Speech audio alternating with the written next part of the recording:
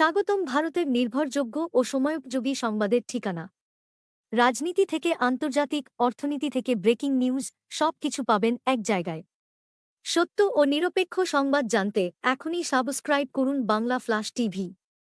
শুভেন্দু অধিকারীর বিরুদ্ধে ফের বিস্ফোরক আক্রমণ শানালেন তৃণমূল সাংসদ কল্যাণ বন্দ্যোপাধ্যায়। হাইকোর্ট, নন্দীগ্রাম, নবান্ন অভিযান ঘিরে উত্তাল রাজনীতি, রাজ্যের রাজনীতিতে ফের চরম উত্তেজনার পাড়। বিরোধী দলনেতা শুভেন্দু অধিকারীর বিরুদ্ধে ফের তুমুল কটাক্ষ করলেন তৃণমূল সাংসদ কল্যাণ বন্দ্যোপাধ্যায়। শনিবার নন্দীগ্রামের বিজেপি বিধায়ক শুভেন্দুর বিরুদ্ধে পুলিশকে কটূক্তি করার অভিযোগ ওঠার পরেই রবিবার মুখ খুললেন কল্যাণ। শ্রীরামপুরের সাংসদ সোজাসাপটা মন্তব্য করেন, হাইকোর্টের সৌজন্যে একজন বিরোধী দলনেতা কত বড় ক্রিমিনাল হতে পারে সেটা মানুষ দেখছে। হাইকোর্টও দেখুক। কি মুখের ভাষা! শুধু শুভেন্দু অধিকারী দায়িত্ব নিয়ে পশ্চিমবঙ্গ থেকে বিজেপিকে তুলে দেবেন।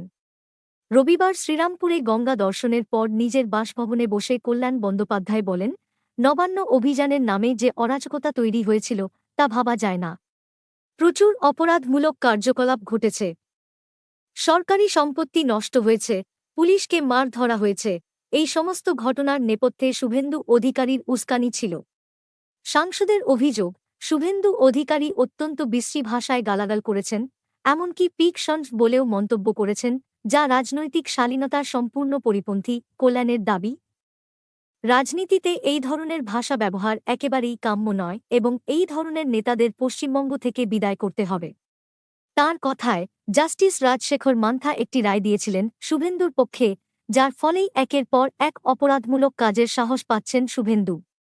সমালোচনা সবাইকেই শুনতে হবে।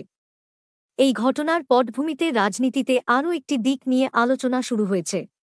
মাত্র কয়েকদিন আগেই শুভেন্দু অধিকারী প্রকাশ্যে কল্যাণ বন্দ্যোপাধ্যায়ের শিক্ষাগত যোগ্যতা ও রাজনৈতিক অভিজ্ঞতার প্রশংসা করেছিলেন। বিজেপি শিবিরে অনেকেই ধরে নিয়েছিলেন, হয়তো শুভেন্দু তাঁকে দলে আনার চেষ্টা করছেন।